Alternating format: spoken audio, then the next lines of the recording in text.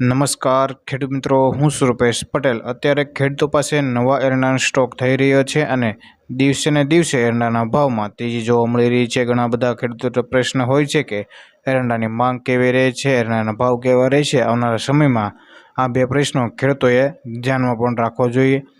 વિડીયોની શરૂઆત કરીએ તેના પહેલાં જો તમે અમારી ચેનલ ઉપર નવા આવ્યા હોય તો ચેનલને સબસ્ક્રાઈબ કરી નાખજો, જેથી તમને એરંડાને લગતા તમામ સમાચારો, એરંડાની માહિતી અને એરંડાના તાજા બજાર ભાવ સૌથી પહેલાં જાણવા મળે।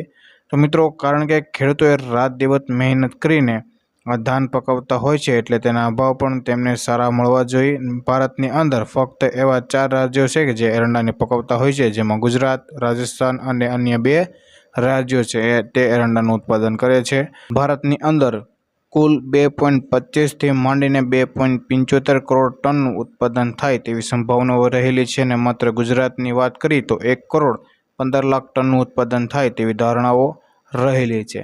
અને જો ખેડૂતો, ખાસ બાબત એ છે કે કારખાનાઓ, વખારો, મિલો પાસે એરંડાનો કોઈ મોટો સ્ટોક નથી અને એટલે એરંડાની માંગ સાથે જરૂરિયાત ખૂબ જ જરૂરી છે, જેથી ખેડૂતો હાલ એરંડાની બજાર પર ખૂબ જ તેજી જોવા મળી રહી છે।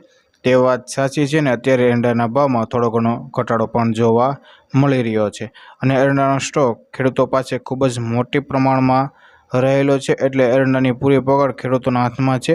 ઘણા વર્ષોથી એરંડાના ભાવ સાવ નબળા જોવા મળ્યા હતા, પરંતુ તેની સામે આ વર્ષે એરંડાનો સ્ટોક ના હોવાના કારણે ખેડૂતોને એરંડાના ભાવ ધારે તેવા મળી શકે તેવી શક્યતાઓ હાલ રહેલી છે। જ્યાં સુધી એરંડાનો સ્ટોક સરકાર કે અન્ય ઉદ્યોગો પાસે નથી, તેથી એરંડાના ભાવ સારા જોવા મળશે અને હજી એરંડાના ભાવ 1450 થાય તેવી સંભાવનાઓ રહેલી છે। અને અત્યારે જે પરિબળો હું તમને જણાવી રહ્યો છું તે બજારની સ્થિતિ જણાવી રહ્યો છું, ત્યારે તમારે પોતાના અનુભવથી કામ કરવાનું રહેશે અને જે સરકારે ટેકાના ભાવ નક્કી કર્યા છે જે 1400ની ઉપર અથવા તો 1400ની નીચે પણ જોવા મળી શકે।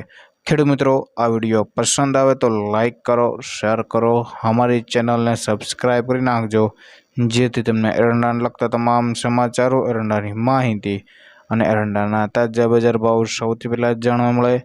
જય જવાન, જય કિસાન।